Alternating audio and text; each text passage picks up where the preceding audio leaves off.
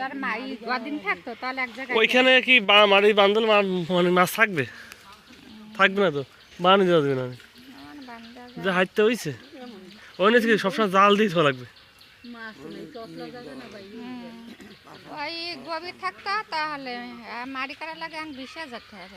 কি 20,000 টাকা কি হয় 1 লাখ দেরি হলো মাটি করতে গেলে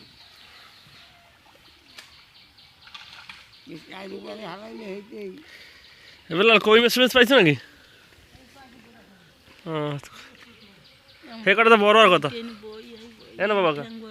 ঠ্যাং বাতা তুমি আইসকো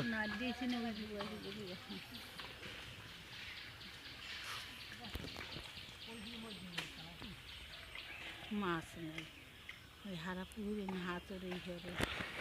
হাল করে দেওয়া থাকতে